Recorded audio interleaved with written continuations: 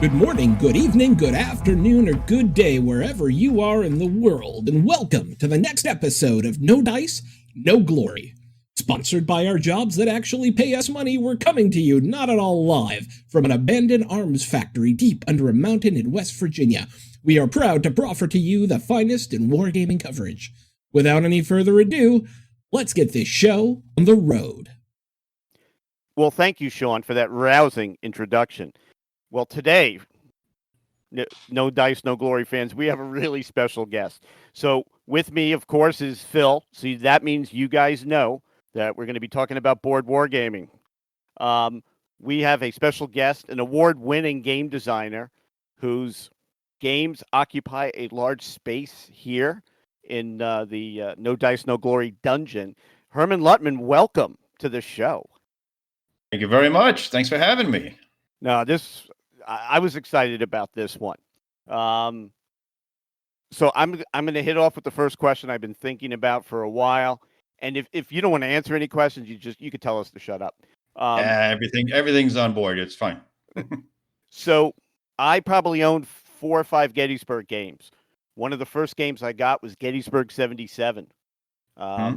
You just kickstarted A Most Fearful Sacrifice, which covers Gettysburg. Why pick that topic, and what is different about A Most Fearful Sacrifice as opposed to other games about Gettysburg? Well, I do have this certain fascination for Gettysburg, as you may have noticed. All my previous games were on portions of Gettysburg. The very first game I ever designed was just on the wheat field. And I think one of the things about Gettysburg is that it's just such an interesting battle. There's so many different segments to it that you can analyze from a military history point of view and from a gaming point of view that is its own interesting subject matter. And so, I mean, I did little bits and pieces of the Pickett's Charge and the wheat field the first day. Then we did the second day with Longstreet attacks.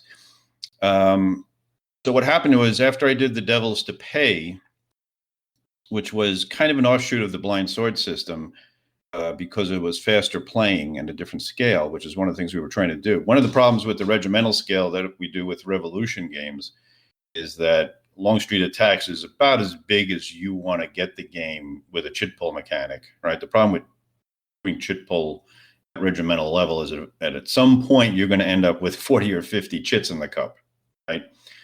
And that's just too cumbersome and takes too much time to play that out. So we came up with the Devils to Pay on the first day at Gettysburg, and it was popular enough that I started getting all these requests, of course, to do the second day and the third day. And the original idea was to do that. But then when you start looking into the second day, you realize that there are a lot more units around on the second day. And if you do the third day, there are even more, and then you'd have to do overnight rules. So I tell Mark, I said, well, yeah, we can't do just an expansion to the Devils to Pay because it's going to be twice as big as the original game. It's just not practical. I said, you know what? You know, people have always said to me, why don't you just do the whole Gettysburg battle? And I said, you know what, Mark, let's just do a deluxe version of this system and just do it up and do it big like Flying Pig likes to do. And we'll just do the whole battle. And, no bits and pieces stuck together with expansions. We'll just do it. And that's why we decided to do Most Fearful Sacrifice. 15 square feet of map. It does sound intimidating. But yeah, that's a huge Rick Barber map. It's 2 sections. There's a north section and the south section. And as I've told many people, a lot of people get scared by that. But actually, there's 13 scenarios in the game. 9 of which only use one of the 2 maps. And a lot of those only use a portion of one of the 2 maps. You mentioned Rick Barber. When I first saw the green maps, and I think the first game I got was Devils to Pay, and then I bought Longstreet. I love that map. I think it is just, it's so striking. And knowing how Flying Pig does its games, I know it's going to be a beautiful map. But I've been so excited for this game because, I've been bugging you, like, as soon as the Kickstarter hits, we have to talk about it. Because I have the other 2 games, and I just think that they're amazing games. So This is more with brigades as opposed to regiments. Is the scale Yes, it's different? actually it is. I didn't want to do just another brigade game. There's so many of them out there. So what I did with the Devils to Pay, and the great thing about Tiny Battle Games that Mark also runs, it's an associated company with Flying Pig Games, is that he lets you experiment. So a lot of the experimental ideas I have come out through Tiny Battle, and we see if it takes or not, if people like it or not. And what we did with the Devils to Pay is we decided that in order to recreate that first day, the units should be dispersed as they were historically. So a brigade can be anywhere from 1 to 4 counters of varying number of regiments each, depending on how they were deployed at the battle. So that you could build the scenario to recreate that battle. I'm sorry, that portion of the battle. Or, you also have the flexibility of not to do that. So, for example, in the Devils to Pay and also with A Most Fearful Sacrifice, for example, the Iron Brigade's in 3 counters. So it's 2 regiments, and then the 6th Wisconsin has its own counter because it got detached and fought next to Cutler during the first day. So you can do that on that first day. So that scale allowed us to make the game play faster because you have fewer units, but it also let us fine tune the game to make it look like Gettysburg. So you weren't like Iron Brigade is only 1 counter. So how do you actually recreate its deployment during that first day without coming up with some other kind of layering of rules of detachments or multiple counters, whatever. And so this was the way we tried, and it worked out really well. So it's been successful, and we're very happy with the way it turned out. It's funny how that historical fact dictated your game mechanics because, okay, I know about how there was a detachment and they fought with, I think, the 76th New York, but very few people know that, let alone would put that or let that that historical fact affect how the game is designed. I think that's kind of interesting. Well, like I said, I didn't want to do just another brigade game, so I was trying to think of ways. How do I make this feel tactical without all the time-consuming crunchiness? Also, right? And like I said, we experimented with the Devils to Pay, and it actually worked. Those kind of details that you talk about are I like to throw them into games. As a matter of fact, one of the things about A Most Fearful Sacrifice that's really geeky and has no effect on gameplay per se are that there's so much artwork on the counters that's that kind of almost like a miniatures type of detail that I actually wrote a little section in the rules to explain why certain counters look the way they do. So, for example, the Iron Brigade, as you probably know, is known as the Black Hat Brigade. So they all had hardy hats. So the counters have them in their hardy hats. There's Zouave units sprinkled around. The Irish Brigade has their Kelly Green flag. There's some Louisiana Tigers sprinkled in there in Hayes's Brigade. Which is something you and I were talking about because you asked if I could spot the unit, and I guess you didn't realize the picture wasn't there. And I said, well, would it be the Louisiana Tigers? And you're like, by that time, they weren't wearing some of the uniforms that they really were known for. So, I mean, right. I knew right away that you guys do your homework. Actually mentioned that in these. I said that most sources say that by 1863, the Louisiana Tigers lost. They didn't use their famous blue and white striped pants and red caps and all that kind of stuff. But as a nod to their history and to the assumption that some of the guys kept the uniforms, there's a couple of them sprinkled on the counter. It's not an entire unit of them, but there's enough there so you can look at them and say, "Oh, that's those guys." Go ahead. That's a really nice touch, though. You got to appreciate that kind of detail. Just something that shows, hey, for the one guy out there that was really excited to see the Tigers in their pants, they're there. You just got to look for them. That's right. And that comes from my I was actually a big miniaturist back in the 90s. I painted thousands of castings, Napoleonics, ACW, Warhammer 40K, and some 7 Years War stuff. I actually put my claim to fame is I put mustaches on my 6mm Prussian Grenadiers. So I'm one of those. You can get help for it. I'm one of those guys who likes to put detail in there, and even if you can't see it, I know it's there, so it makes me happy. So a lot of these things will go by the wayside, but I know it's there, and some guys who really look at the details will know it and appreciate it. I mean, the rebels are not in gray.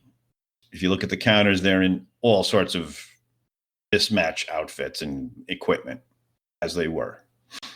It's also why I put the counters, I don't know if you noticed, but the counters are in kind of a butternut tan color, not in gray. Yeah, which I like. So let's talk a little bit about the blind sword system. I like the system. For those that don't know, it's a chit pull, so you have that chaos factor. Why has that been very popular for this game series? Because sometimes it's a swing and a miss with other games. I like to call it historical chaos, so that it is chaotic, but it's chaotic within a realistic framework, right? So my main goal, and I just realized.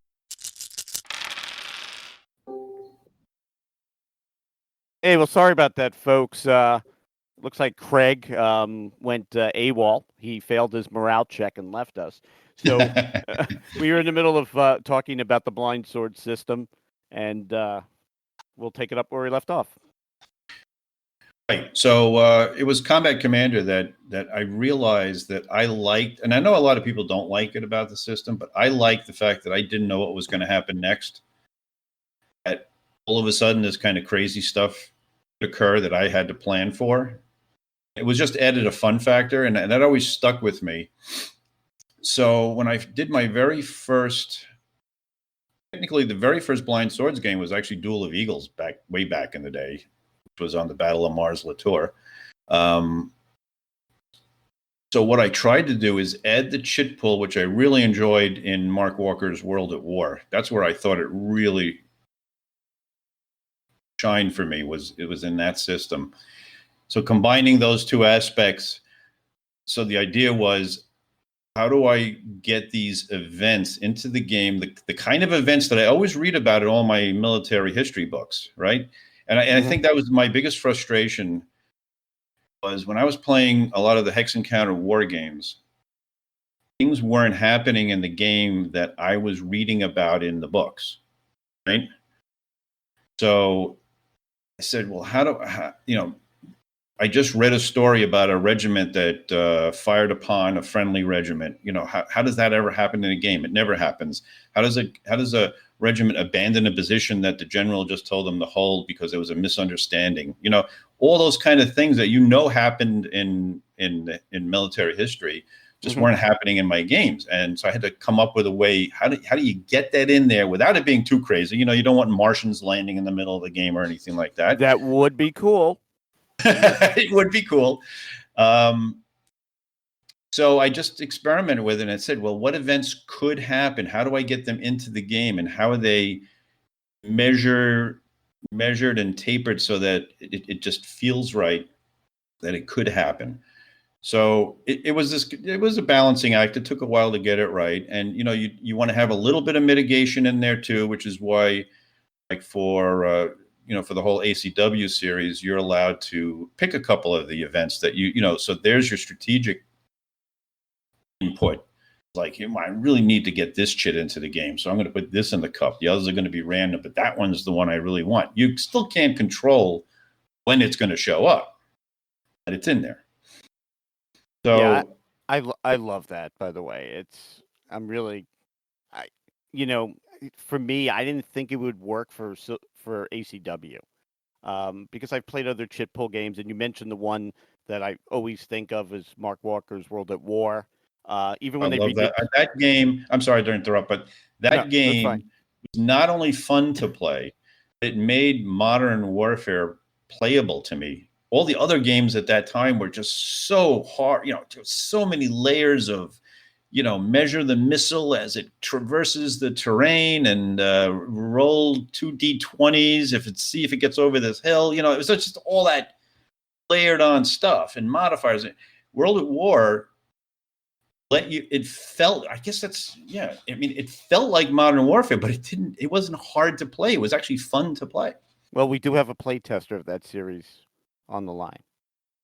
And developer for World at War 85, which was they changed some things from it, but they changed the chit pull to card draw, but it's still functionally the same thing. And it does do a good job of, you're right, it represents the flow of modern battle without making it crazy. And the other thing that I like about that system is that it's scalable, right? It's hard to find something that plays well when you start talking about, I want to move a company of units around, but then you can also use that exact same engine with just a few more maps to move an entire battalion or even a brigade minus around. To me, any game that can do that well, which I think both the original World at War and the newer L&L release World War 85, they both do that well. Right. And the other thing too is that they were just both good games, right? Mm-hmm. Which is what I mean by they were fun to play. So that's an important aspect of all these. They have to be fun to play. I really agree. I mean, I think more than anything else, regardless of what your topic is, regardless of how much Chrome you're putting on or how little Chrome you're putting on, it's got to be something that people are going to want to give up the amount of time to sit down at the table for. Right. Yeah. And so it was a question as I was doing some review for this that I was going to ask. And it's an odd question about Gettysburg because I love going there. My wife said, we need a new Irish Brigade flag. Can you order one? I go, I'll just go to Gettysburg and get one like it's on my way home, Yeah, it's not. But, just going there. So there's certain parts of the battle I am fascinated about and I love reading about. For me, it's the wheat field. And that's me too. And I can't touch your game because. So you did a game for those out there that don't know about the wheat field. I thought it had amazing mechanics, the way it looked, because you measure. It's almost like a miniatures game on cardboard, but you can't find a copy of it unless you go rob a bank first because it's so popular. It's sold out. It is such a great little game. But thank you. Funny you should say that. That was actually based on a set of miniatures rules that I wrote when I was painting and doing miniatures. There was a guy at Historicon, and he's like, yeah, I got a copy. I'll sell you for $90. And I'm like, you've got to be kidding me. He goes, I paid $85 for it. And that game was about $40 when it first came out. Yeah. That is basically a miniatures game. That was the whole twist to it. And we had an expansion all set to go out for it that was extending it. And then when VPG folded or started folding, it just never happened. And then John Krantz was going to do it with Consum Press, and then closed Consum Press and went to Compass, and then so. It may resurface one day. So it needs to be done again. So I dig the wheat field. I think that's interesting. I love the first day. A lot of people don't like the first day. I find the first day fascinating. The first day is fascinating because it sets up. Well, obviously the second day, but I mean everything that happened on the first day sets the tone for everything else. It's just so interesting. So what is your favorite parts of the battle? Because we know the wheat field, obviously. I was going to say I remember standing in the wheat field when I was working on the game. I did go to Gettysburg, and I remember standing there, and what took me is how small it is. Yeah. It's such a small area. And to think that if I remember correctly, I believe 20 something brigades passed through there at different times of the battle. 20-something brigades. And it's interesting. I've walked from where Sickles was before he moved forward. And I can't fault him for moving forward. because it is a horrible position he was in. People are going, these guys are really geeking out. No, it's you really have to almost go see it for yourself. So, by him advancing to the peach orchard, that just makes sense. I would have done that too. I would have told my boss, but oh well. Right. But yeah, that was a big debate coming up when I did Longstreet Attacks. That was the whole thing. It was like, did he do the right thing? I always said, well, whether you agree or disagree with him, one thing he did do is he totally messed up Longstreet's plan. He did.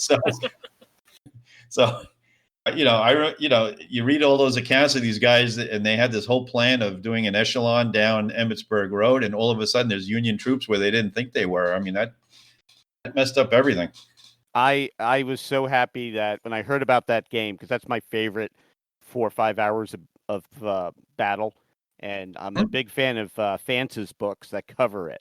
Here's 500 pages of book about 5 hours of battle, and it's such a great book. All those iconic battlefields are in that one attack. Yeah, Round Top, Devil's Den, the wheat field, the peach orchard, the slaughter pen. It's all there. Yeah, I don't know, that battle's always had such a pull for me. And during COVID for the last year, somebody I work with has never been to Antietam. We drove out there, and Antietam just doesn't grab you the same way. I don't know why. It's interesting. Antietam was actually the basis for my miniatures order of battle. If you look at who was there, it's almost like an all-star team, at least for the Confederates. Yeah. Everybody was there. Everybody who mattered was there. So question on Robert E. Lee. Overrated or genius? I don't think he was overrated. I think what he accomplished was pretty amazing considering the circumstances. No way to ever win the war, but kept it going for 4.5 years. Yeah. That's why I don't like strategic Civil War games. I don't think I've ever really played one, because the beauty of the wars is just in the battles. And I think in the top first 10 games I got, Gettysburg 77, but the 2 quads from SPI. Oh, I love those. Yeah. Love the quads. I mean, I just played the hell out of it. But same argument I make about the Franco-Prussian War. It's so much more interesting at the tactical and operational level than it is at the strategic level. So I was going to go there next. I went through your resume of games. Civil War does feature in there quite a bit, but you all come to peace with himself. Well, Craig failed his morale check again and ran. He's routing now. He's routing. Yeah, we're not getting him back. But go ahead, continue. Right. So that whole concept was like I said, I want to try to make a game, a subject that most people don't think is gameable. So it started off as a trench warfare game. Nobody likes trench warfare in game. I'm going to make a game that's entertaining in trench warfare.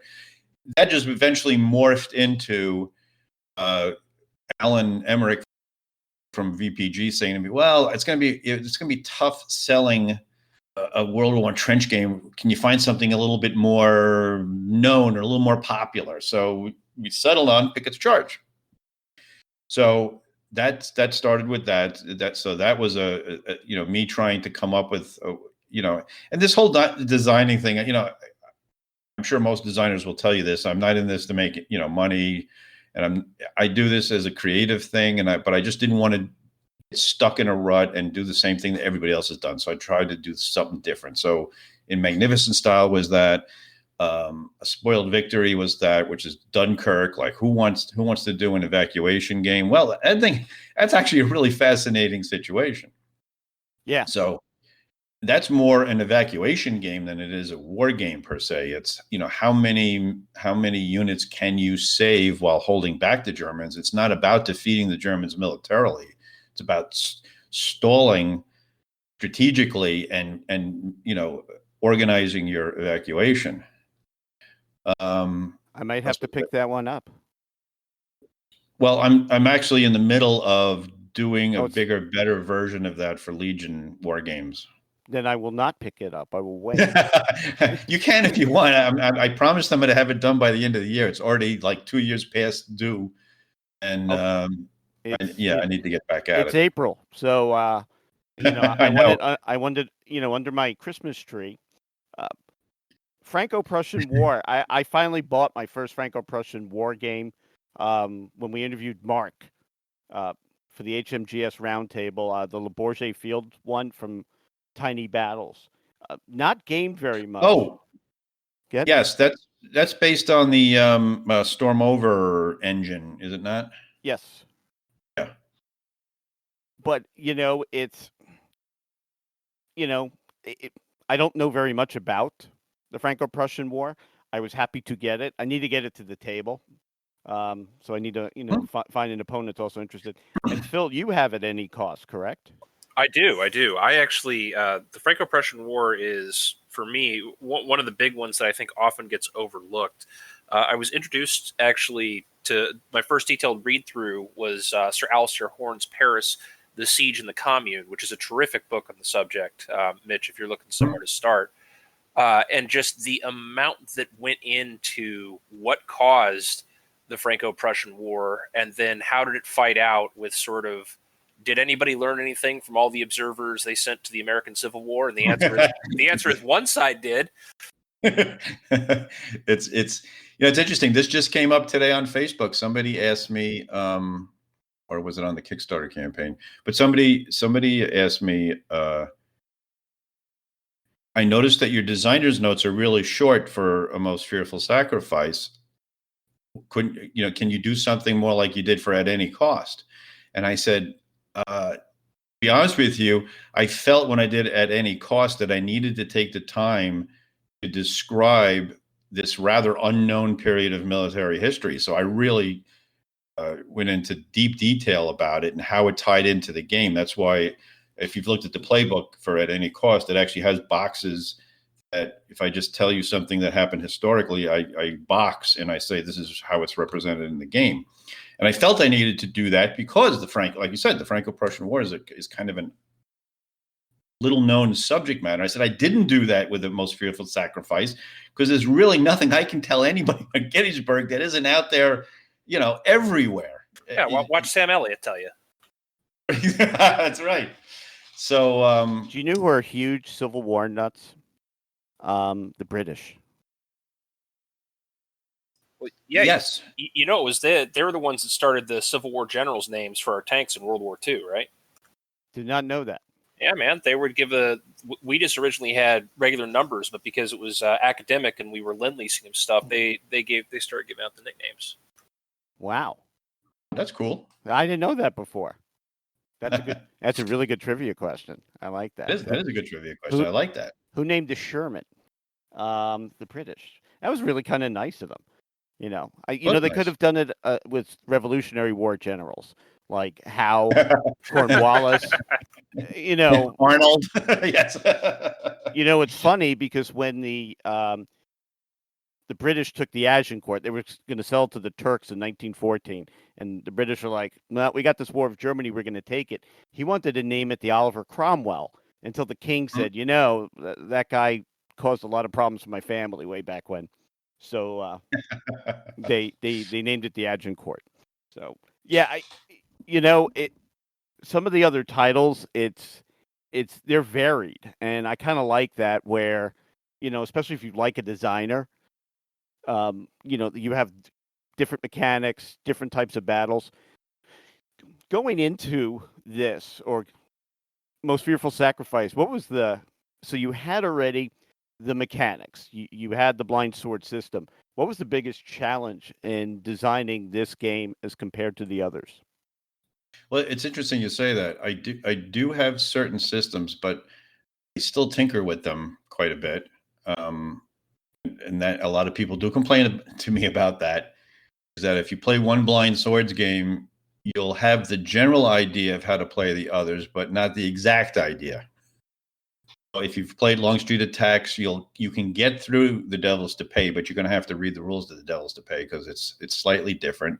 And even this one is based on the Devils to Pay, but again, it's been altered. I can't help but tinker, but I tinker for a reason. I don't tinker just for entertainment purposes.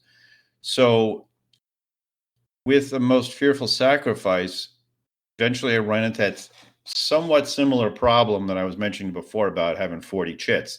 Eventually you get to the point where the game is going to be so big that you have, and one thing that bugs me, I'm not a monster gamer. I don't like spending 16 hours playing a game. I wanted the game to move along a little bit, right? So the biggest challenge was doing that. And that actually went through a lot of different, a lot of variation during the development process to the point where I just decided that's it, these medium and larger scenarios are taking too long.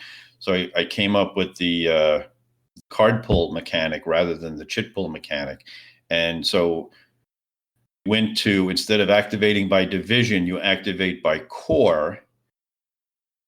And so you're drawing fewer cards. Now you're drawing core cards instead of division cards. But what you do with now the core is you have a card for each division you lay out on your core display before each turn, and you go by division priority. So you're trying to guess which of your divisions do you really need to activate first. So when you pull your core card, depending on who your core commander is, there's a little table on there that tells you what you're allowed to activate. And sometimes that refers to the division card. It might say you can activate division priority number 1, and that's the only division you're going to get to activate that turn. Might be 1 and 2 if you have a really good division commander.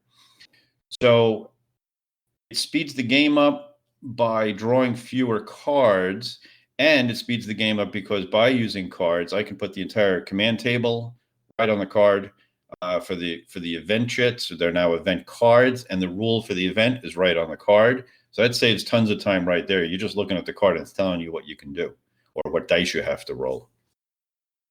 So that has turned out to, I know that our playtesters, our developers, which I tell you,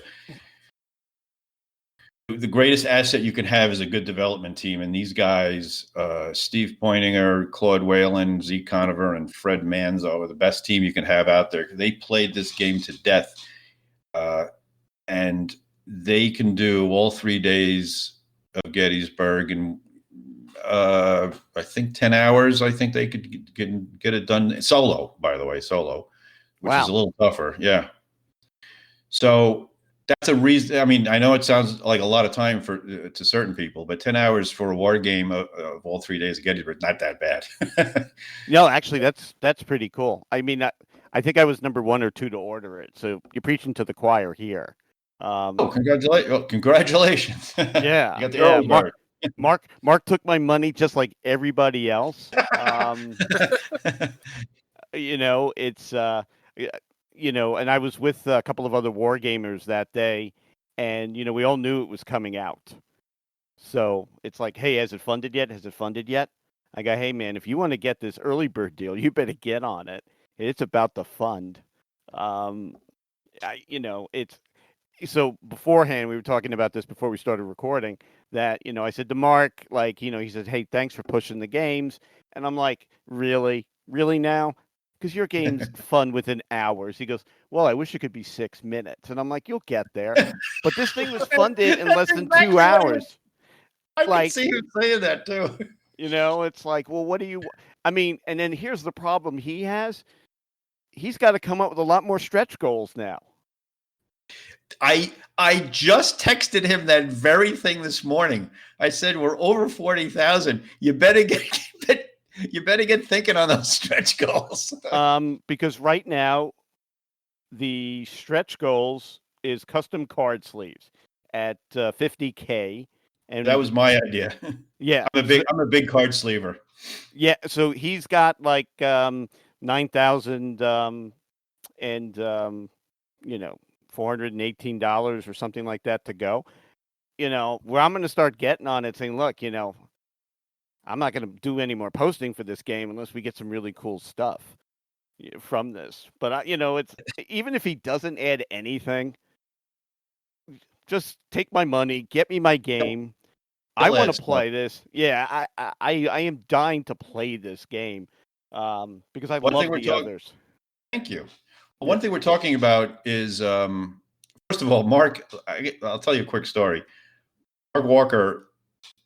I told you I was a big fan of World at War, right? Right. So when I was working for VPG and we were at WBC, the convention, I was at the VPG booth and I saw Mark at his booth when he was with Lock and Load. Yeah. And I just like very shyly went over there during a break and I go, "Hi, my name's Herman. And, I love your game." And he was really very generous and very nice to me. And the fact that I end up designing for his new company is just total coincidence. It's just, I was a fanboy first, which is really, and he's such a great guy. He really is. He is so funny. So we have a good time. I mean, he's become a good friend besides a publisher. So yeah, he's awesome. So one thing we learned, by the way, there's a little dirty secret here if you want to hear it, just between us. Of course, no one else will hear this. No, when we did Crowbar, that was my first experience with Kickstarter, and I remember that we were going through the stretch goals and we ran out, right? And I distinctly remember, this is when I'm retired now. I've been retired a year and a half. I was driving to work on my way to work, going past Jones Beach, and Mark's on the phone with me in the car, and we're trying to come up with stretch goals. And it ended up like he goes, "Why don't you design a new game with the Germans attacking the Rangers?" I'm like, okay. And so that was the biggest headache I've ever had to do in my life is the stretch. And I told him this time, I said, "I don't care what stretch goals you come up with. Don't make me design anything on the fly again." That was just torture. So the game he's talking about, folks, is Vorwärts, which is German for forward. And it's, I was wondering about that because there was very little details of the game. It just was the box cover, the art. It just said, "Hey, this is playable as the Germans." And I'm like, I'm really excited to get Crowbar. It is Point du Hoc, just off the side of Omaha Beach. It's a solo game. It really is a good game. It has really neat mechanics that, I've stolen. But I'm like, I go, this must have been like either divine inspiration or just a crazy ass idea of playing the Germans in this one. And especially for a solo game, like, I wonder where that came from. And well, now I know, and that makes perfect sense. Yeah, it was Mark's idea, and he knew the history of it. And I said, well, there is a period where the Germans gathered together and counterattacked, and actually almost drove the Rangers right back into the sea. So that's what Vorwärts was. But the problem was I was designing this thing basically in the car driving to work. It was a lot of pressure. Well, so I haven't done Vorwärts yet, but I've done Crowbar a few times, and I really like Crowbar. So I want to tell you about another game that I had on the table, and I had to take it off because we had to eat one day. Oh, that. Yeah. We my wife's like, "This is a beautiful map." I go, "Yeah." He goes, "Well, I don't want to have to put down a gravy boat on it." That's right. So, your Gettysburg Pickett's Charge game, which is another solo game, I am really excited to play that one because that is a press your luck game, and I have a feeling it's a very tense game. Do you have the new edition or the old one? I just got the one that just Worthington, right? Yeah. Just I got it a couple of months ago. Yeah, a month or two ago. It was so. I tell you, Grant Wiley and his brother Mike, they did such a beautiful job of that game. I was just. They showed me the cover. I was flabbergasted. I said, "Oh my God, the cover's gorgeous." And then they showed me the rest of the stuff. And then he came up with the idea of the pads, where you could track your progress, your games, each time you play. It's just an amazing production by Worthington. They did a fantastic job. And I didn't mention it, but the game is called in Magnificent Style. I just now realized it's a reprint. I did not know that before. Yeah, it's an old VPG game. Oh. Yeah, I'm excited to play that one. It is what Crowbar was born. The DNA is in Crowbar. Crowbar is in Magnificent Style on steroids. Yeah, now I'm more excited to play it. So, but it's playable in an hour, and you really are playing against yourself the last time you played. You go for a personal best every time you play that game. And it really, from looking at it, because I haven't played it, so I don't want to sound like I'm an expert. It really, I think, brings Pickett's Charge in game form that I find rather interesting. Oh, thank you. That means a lot to me. I'm don't even know.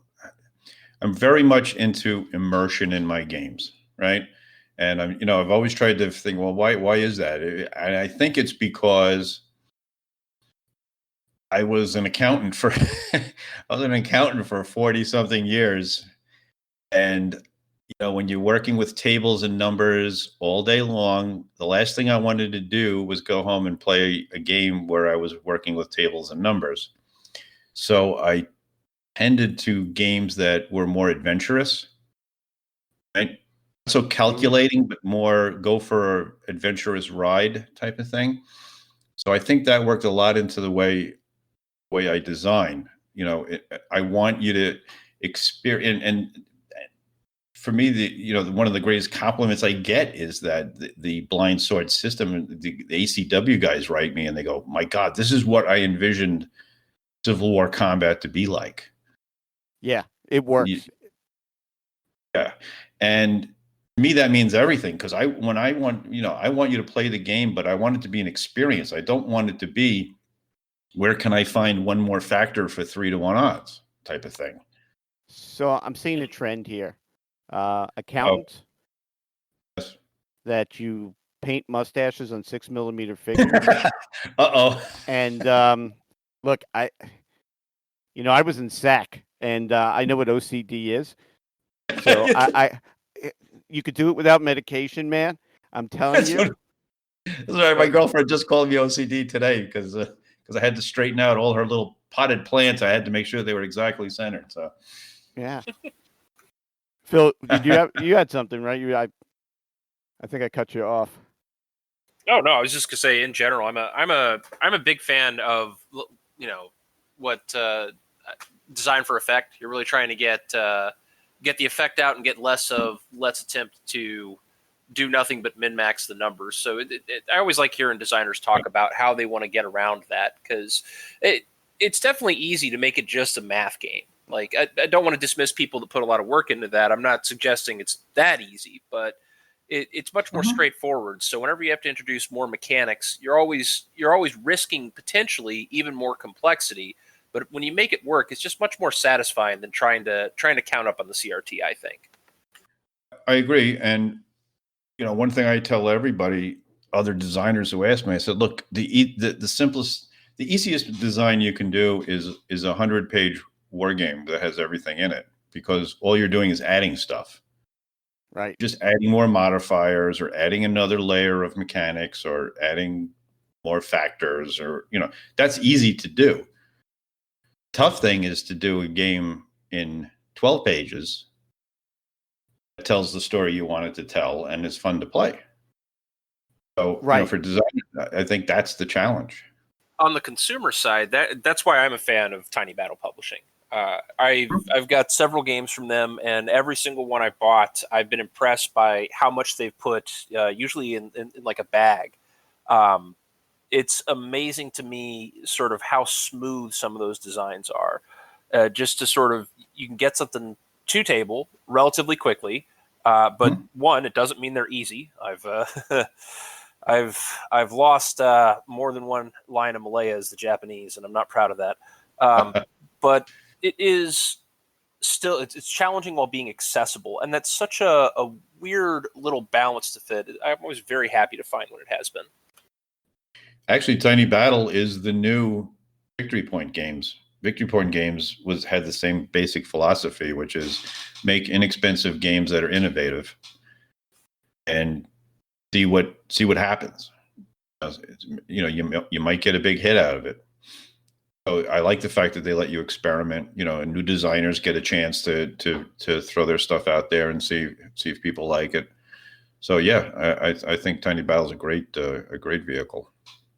One of my favorite games that I'm gonna make sure Phil plays pretty soon is 65 Squad Battles. Mm-hmm. I was so blown away by it's another Mark Walker game, Flying Pig. I was so blown away by that game because it's so well done. And I'm so sick and tired of grognards that, well, if it doesn't have dice, I'm not playing it. It's such a good game, and it puts you in the jungle, and he has a solo version of it. Anyone who I've made play that game has loved it. Just now they have to go, and Mark has to print more. And I know he's doing Afghanistan 85. I invited Mark to come on this, and I think he's just sick and tired of talking to me. Yeah, he probably is. I am so excited for that game. So, I mean, it's, some companies just really do some innovative games, and some game designers, they're not shy to take some risks.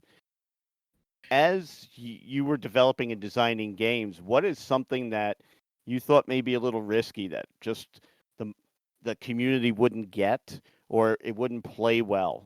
Was there ever something that you were like, I don't know about this? Yeah, when I did there's two of them. My baseball game that I did for Victory Point Games called High and Tight is really, they tell you to think outside the box, and I wasn't going to do another Stratomatic, so I came up with something totally different, and it may have been too different. So that one, but definitely the Invaders from Dimension X. Yeah, I'm looking at that now, actually, as you speak. That one I did actually. I don't know if you guys know Jeff McAleer from the Gaming Gang, but he and I sat together a few years ago at Consum World Expo, and he, you should just design a game that's just totally based on chaos, just 100% chaos. The player has to deal with it. Too bad. So I said, okay, maybe I'll do that. So I went through Tiny Battle, and I told Mark, I said, I have this idea for a science fiction game where the aliens are from another dimension. So the reason that they act totally chaotically is because their whole idea of logic and physics is just totally different. We just don't understand it. So they just do things that we think are chaotic, but they have a logic behind it. That was my big excuse for just coming up with a totally random alien AI. And like, this is really risky. Is anybody going to like this? And it's one of his best. I think it's his second best-selling game next to Rifles in the Ardennes. And there's a few different expansions I see for it, isn't there? Well, those are they're in the same series, but they're totally different games. Oh, okay. Yeah, I'm gonna have to pick this one up too. High and Tight. High and Tight. You just all those Victory Point games, and I have a bunch.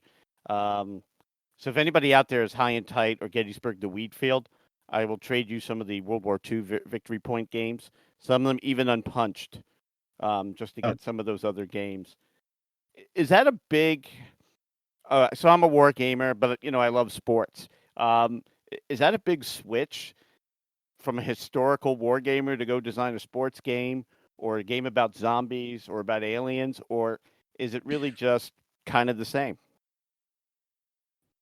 Sports games, yes, that's very different. I just love baseball. I'm a big baseball fan. I actually have another baseball game, 4 pages of notes sitting on my computer. I've had it there for a couple of years, and I'm just like, one of these days I'm going to rip this out, and somebody will have to take a chance on it, But as far as science, this is funny because we had this discussion, another podcast about what's a war game, and I say, if I'm fighting zombies or I'm fighting aliens or I'm fighting the Wehrmacht, it's a war game. It's conflict simulation. It's a war game, and I don't understand a lot of the guys. I mean, I understand people prefer historical wargaming. Don't misunderstand me. I understand that. But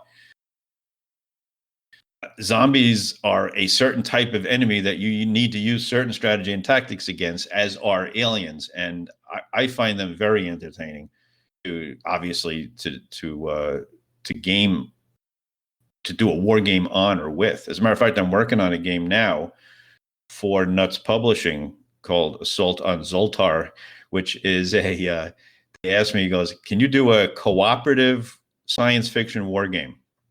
There's not enough cooperative war games out there. We want a cooperative war game. So all the players play as mercenaries that are going out to invade this planet of Zoltar, and the aliens fight against each of the players takes a company of guys, and it's very expandable. You can play from 1 to 4, and that game is a war game. There's no reason it's not a war game. You've got tanks and you've got hovercraft, you got everything going on. You're fighting aliens or fighting back at you. Normally, we're very nice to the people that are on our podcast, but you done effed up if you're listening to this, because Phil and I could really go on about this for days. We 100% agree with you, and we had a discussion not too long ago. Is Twilight Struggle a war game? Yeah, I think it is. Hmm? Yeah, I mean it's more competition than outright conflict, but that's an official DoD recognized phase of war. So, but yeah, I get that from a lot of people, and well, what is historical war game? And it's, if you think it is, it is. Right. It's like pornography, right? I don't know how to define it, but I know it when I see it. And yeah, and we can't talk about it on this show. No, I'm just kidding. No, we never keep the G rating. Yeah, it's a really interesting question, and it goes into that elitism I think we were talking about beforehand. That, like, what was the one we played a couple months ago online? Versailles 1919. Mm-hmm. That's a war game. See now that one's kind of on the edge, because I think you can make an argument that because there is war involved, it's global stability. You could argue it's a war game, but because it's simulating the aftermath of a war rather than the war itself, I think that one's a little bit less clearly defined. But it is still definitely, it's what about stability and stabilization, and how does the political scheme factor into what goes on and even set the stage for the next war? I think you could argue much more compellingly about that. I don't think it's quite as straightforward as some of the other examples we talked about. I'm going to say something crazy and lock me up. I think there's too much to do about the term war game at all. I think that to define the community that we are all in, I think that it's historical games and competition games, not competition before war games, but what really defines our community. I play games that are science fiction or fantasy because the rules are tight, and I'm a historical guy. But what drives me to play certain games? I like either challenging myself or challenging a friend. I think war game, it's in the eye of the beholder. I totally agree. I challenge often, my warrior. I'll play this dungeon crawl. I'll play Altar Quest or Sword and Sorcery with you, and you tell me it's not a war game as you're slashing the head off of some beasts. The example I always use, one of my favorite all-time games, is Summoner Wars, and to me, that game is a war game. A lot of historical war games. It's not a war game. No, it's a war game. That's a miniatures fantasy war game. What was the game that you got or you played that you knew that this was going to be a lifelong passion? What was that gateway drug game for you? That's a good question. We have to ask one per show. Well, let's see. This is my very first. Yeah. My very first war game was Stalingrad. I found that at a toy store, bicycle shop, actually. And that started me down. I think now this is going to sound weird, but when I really got passionate about the hobby was Alnavco 1/1200 scale ships. Did miniature navals, and this is when I was a teenager and I was working my father's restaurant and I was bussing tables, and all my expendable income went to buying these ships.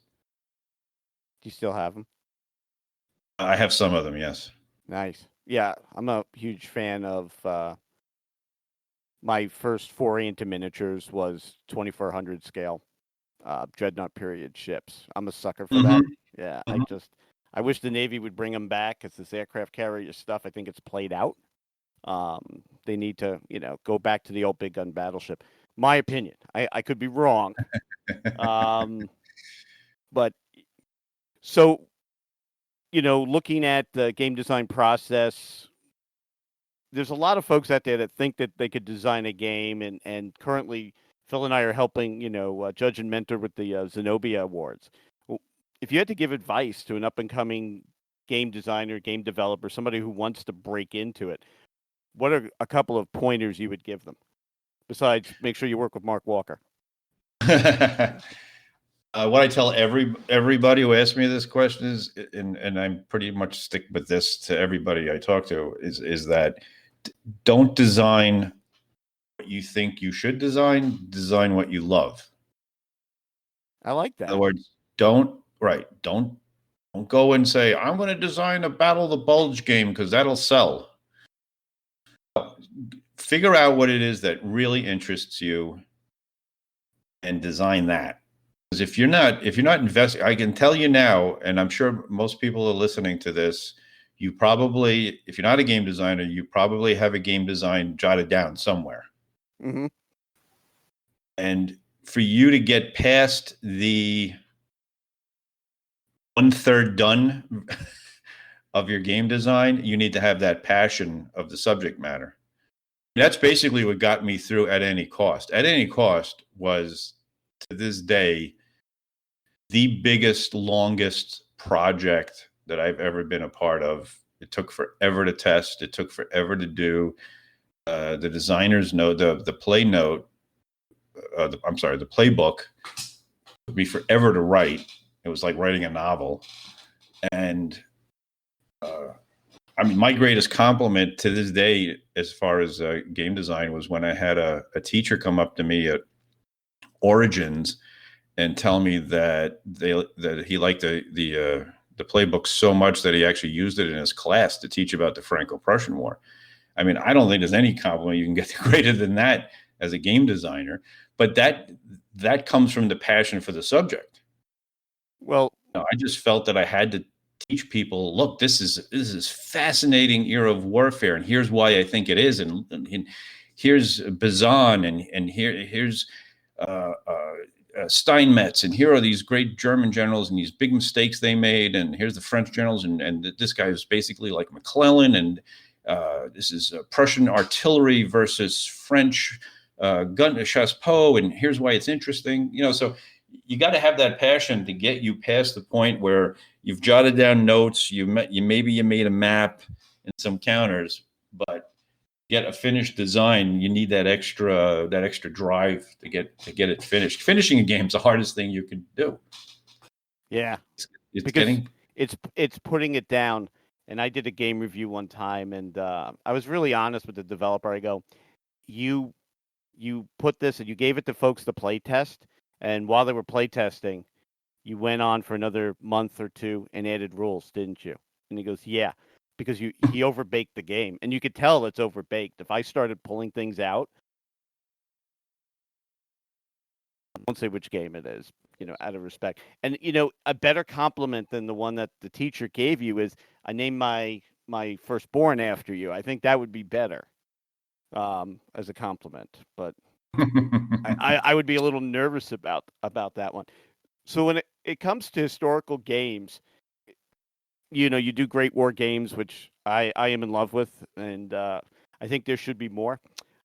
What conflict do you think is just not gamed enough that should be? I think, man, I'm going to I'm going to say they're all pretty well covered. I mean, they're the obvious ones like the Franco-Prussian War. I think I'd like to do a game on the Battle of Königsgrätz from 1866. I think that's overlooked quite a bit. Mhm. And I think I would like to do Inkerman from the Crimean War. Not a lot of good Crimean War games. No. Balkan Wars, 1912, 1913. Fascinating history. I think there's only one game that's been done on that, I think. Yeah, I think I think there's an S&T on it. there was an S&T on it, which I don't have. But that's fascinating history as well. Yeah. There's a lot of stuff that happened in the Balkans and Russia, that sometimes to this day I hear about a war and go, I didn't even know there was a war there. Yeah. Oh, well, There's a lot of that kind of stuff. Like I guess South America, there were a lot of wars in South, but there's a couple of games that have come out recently about the South American conflicts. Like, didn't Brian Train just do one? Brief Border Wars had South America on it. I think that was Central America because he did the football war in that one. The football war, right? Yeah. So, the problem with historical wargaming though is you have a finite set of things, right? You do, but it's a big group, but it's still a finite set, and that's why I like to explore, fantasy or science fiction once in a while, or like a World at War, where you take what if I was just about to say that. Yeah. There's no difference between science fantasy, science fiction, and World War III. None of this stuff ever happened. Yeah, that's the real hard truth. If you want to anger a certain category of historical war gamers, make that claim. But it's not inaccurate. The fact is, the Fill the Gap is exactly as much of a fantasy as Dungeons and Dragons. Right. And who knows how, look, I remember the 80s. Phil, I know you don't, but we thought that, Russian tanks would be in Paris in 48 hours, Absolutely. And look at how history turned out. Well, they really couldn't beat the Afghans. Okay, different war, I get, but Yeah, we were practicing diving under our desks in school. We were, I talked about that the other day, and I remember that. Yeah, in New York City, they would have that alarm go off, and it's so later on when I work with nukes. I knew how to protect myself. I just went underneath the nearest desk and I ducked and covered, and I would be relatively fine. Beta gamma rays be damned. I was ready. It's interesting you mentioned nukes because, in my opinion, that's what makes a lot of this fantastic. Now, in fairness, Mark Walker does cover that. Yeah, in World War 85, the longer the war goes on, there's nuclear exchange. But so many Cold War games like to just kind of blink at that, like, well, what if the T-80s come across the gap, but there's no nukes? Mm-hmm. Why would you think there would be no nukes? They spend all these money on these tactical and operational nukes, and you think, what, they're just going to stare at them? Right. You would think at some point, as reluctant as they are to use them, at some point, if they think the Russians are going to break through, they're going to use them. Exactly. It looks like one sector's folding. Somebody can't hold, and it's either you use the nukes or the Russians have tea in Paris. Right. Or most certainly be another army gets to march down, the main street of Paris. Champs-Élysées. What's interesting though? I think a lot of it also has to do with mechanics, and it's hard. Like, what does a nuke actually do? Which is actually a question I had to answer earlier this week. The one game that sticks out of my mind was the old S&T Berlin 85 game, which is one of my favorite games of all time. Had nukes and had chem in it, but it didn't overdo it. Mm-hmm. It still let you play with that, but a lot of games, when you go nuke, it's game over, and it's not necessarily so, but I think it's interesting. It's one of those things like, what do you do after the nuke goes off? Well, if there's no desks around, you're going to have a rough day. A very scary, rough day.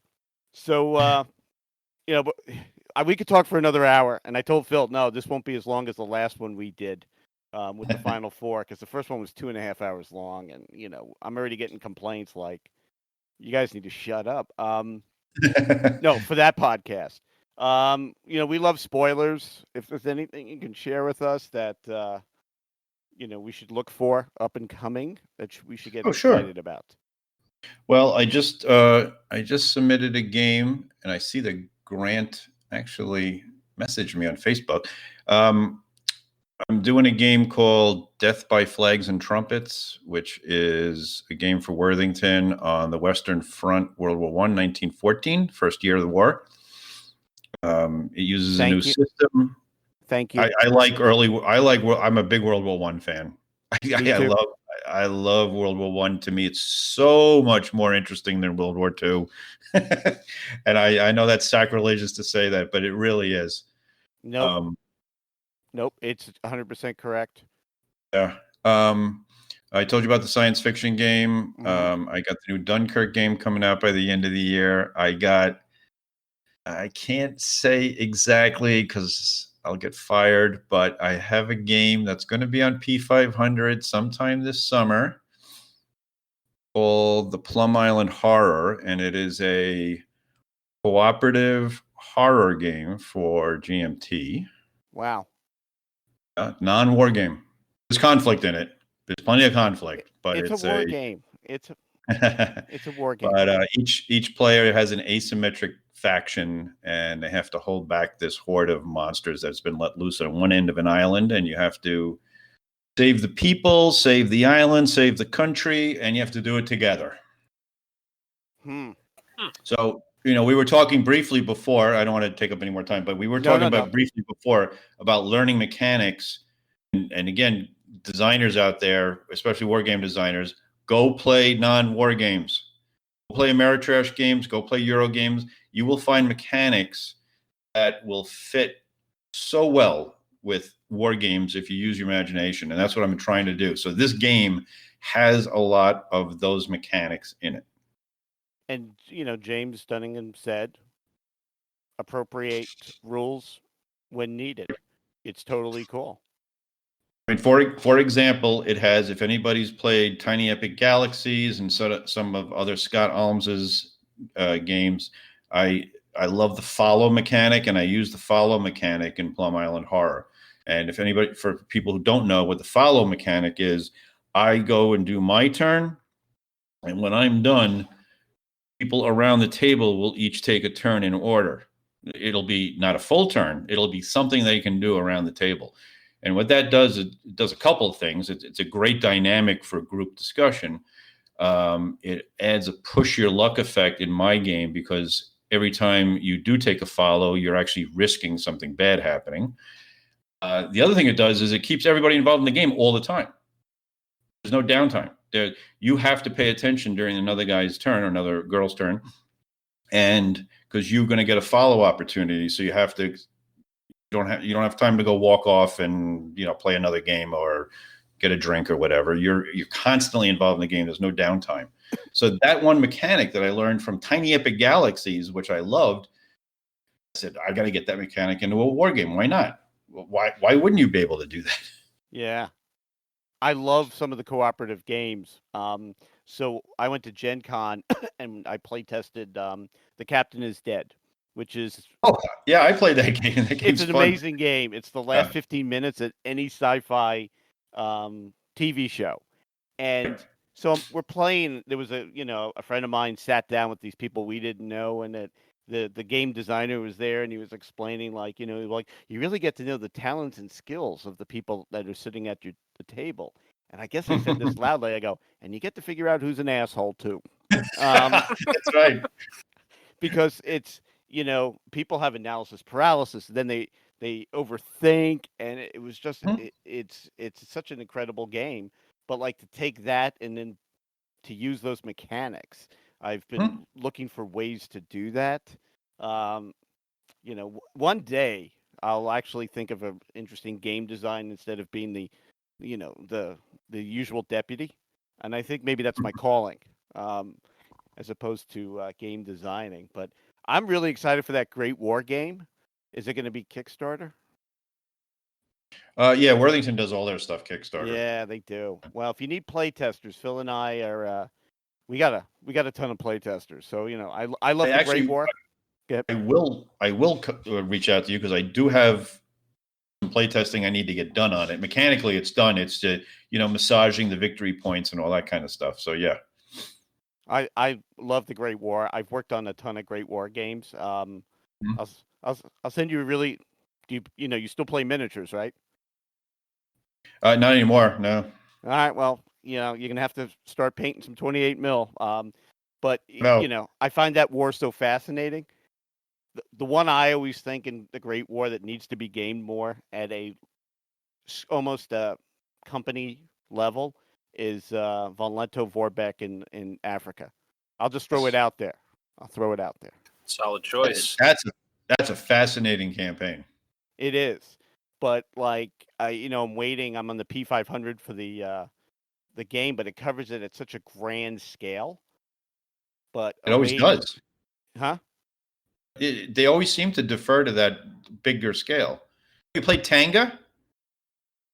So, Tanga was on my list for a very long time, but the reviews of it were just really bad. And to find somebody who's okay, I think anybody that reviews, if you don't know them, you don't really know what they were thinking when reviewing. I'm trying to find somebody that played the game that says this is worth getting. Have you played it? I had it, and I had a hard time playing it. That game is an example of a really interesting historical study that really didn't translate into a game. Yeah. And then, did it have the bee mechanic? Yes. The bee event in there. Yeah. You have to have the bee event. Have to. Thinking bee, just like the bee movie. It's, little battles like that. Mm-hmm. I just think are interesting. The other one that has to be done is Spicer Simmons, the Battle of Lake Tanganyika. The guy right. Because Mimi and Tutu's Great Adventure is one of the most interesting Great War books you will ever read. And believe it or not, it's not fiction, and it was the basis for the African Queen. So it's just so many interesting things. My campaign that I want to do from World War I is Caporetto. I used to live there. Did you? Yeah. So when I was stationed in Italy, and we could turn off the podcast probably in a couple of minutes, but people that are my stalkers would like to hear this stuff. So I was stationed in Aviano, which is on the Lavenza, and I would ride my bike just over the little river that we had, Lavenza. There was a picture of the, Italian World War I soldier, and he's pointing, and they say that he's pointing directly at Vienna. All right, that makes sense. But that was one of the places when that front broke that they tried stopping him on the Lavenza, and the nearest big town was Pordenone, which was captured, and also features in Farewell to Arms, because he goes on SS-13 as they're retreating. But I've gone to Goritza, where the museum is, and I saw the valley and the mountain fighting. I don't know how you can get human beings to do that. Right. All the Izonzo. I also wanted to do a game on all the Izonzo battles. You talk about subjects that people don't want to game. Yeah. All the Izonzo battles would be it, because that was just mountainous, stalemated warfare. But it's fascinating. Some of the pictures from there are fascinating. The other cool thing about Caporetto that's so interesting is that not only because Rommel was there, but Germans and the Austrians were actually surprised of them breaking through. Yeah, they broke through so successfully that they had no idea what to do.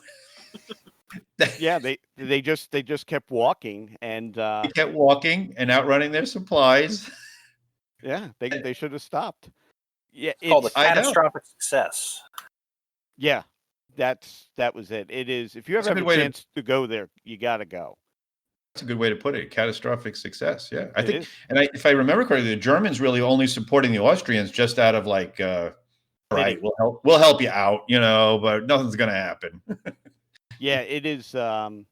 it's such an amazing campaign. And in Udine, which is the big town that I think they captured on the first or second day of the offensive. There's a lot of Italian history students that you can get to take you through some of the battlefield, and it is like a full day that you still will not see everything that you want to see. But like, that whole, because it's so flat and you can see the mountains, and just thinking of, these armies and the Italians, they'll say it was a victory within defeat. But no, it was a rout, my friends. Don't they still curse the general? Was it Cardona, I think? Cardona. Yeah, he got fired because of that battle. Don't they still curse his name in Italy? Yeah. I thought his name's a curse, though. He's not very popular in the Italian military, but it's fascinating to go see. And then, like, Mussolini fought up there. So, I mean, he was not at, 1917. He was already back in Milan, but it's fascinating stuff. So I'll tell you what, the next time we'll talk before, but it will be when the Caporetto game comes out. Yeah, one of these days. I just have to find a couple of free weeks, but I want to thank you so very much for this. This has been a lot of fun. We need to do this again and just talk about game design sometime, because I think we could have filled up a whole hour just with that. Well, thank you very much for having me. I really appreciate it. It's a lot of fun, and I thank you for that. Yeah, well, you got nervous when you said you spoke to Maurice, and I'm like, oh no. Mo? I hope he said something nice. And no, he's awesome. He's a great interview. Mo loves you guys. You kidding? That's good. And Mark, it was just funny. Like, you're probably sick and tired of talking to me, and by his not answering, it just affirmed that. So I'm okay with that. Poor Mark has been so busy because he's trying to get the long road done, right? So he's trying to design all that. He's got scenarios he's trying to play test, and he's running this Kickstarter too. So, and Kickstarters, as you probably know, are a ton of work. Oh yeah. I helped somebody out with one not too long ago, which failed. And it was weird because we had a podcast about it, and I said every podcast we've had with an upcoming Kickstarter is at least funded to 150%. And this one didn't turn out so good. So, that's why I'm glad that it, Most Fearful Sacrifice funded before we had you on. And this will come out with a week left. So, folks, Kickstarter, A Most Fearful Sacrifice by Flying Pig Games. You can also hit the No Dice, No Glory website, Facebook page, because we're going to throw it up there. And I'm going to throw a link below. Hopefully, with a week left, we should be like, I'm expecting to see like stretch goals, like hang out in Mark's barn for a night or something like really cool like that. I don't think we're going to be far from that. I think we're going to get damn close to that. Yeah, I was going to go look to see in just the time, because I was surprised you weren't checking it regularly. I try not to, because it becomes an obsession. Well, I'll tell you what, in the hour and a half we've been talking, you've gotten no new customers. You're still over 200% funded. But I'm excited for this game. We do plan on doing a review of it when I get in Magnificent Style on the table. I will do a review of that one. But I'm going to thank you very much.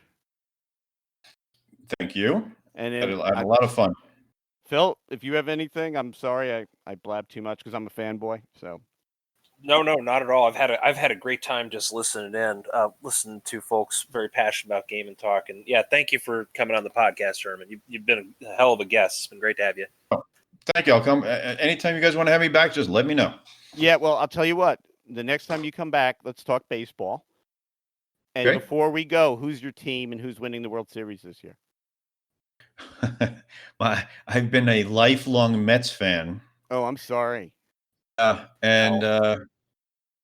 Claim to fame is I was at Game 7 in 1986 when they won. Wow. Yeah. Okay. And do you think the Mets will win the World Series this year? Yeah. Take that. Actually, so I'm living in Knoxville, Tennessee now, and the first question I asked anybody here is like, "Who's the baseball team you guys root for here?" So it turns out it's the Atlanta Braves, which are rivals to the Mets. But I'm going to have to try. I was about to say, you can't do that. That's horrible. All right, well, I'll tell you what. We'll have you again. We'll do a play-by-play during the playoffs. Easy. Awesome. Thank you, guys. All right, I'll turn it back to Sean, and thank you, everybody, for listening. Thanks so much for joining the show tonight. Remember to follow us on Twitter at No Dice, No Glory, and keep the conversation going on NoDiceNoGlory.com, now featuring our own message boards. Have a great night, everybody.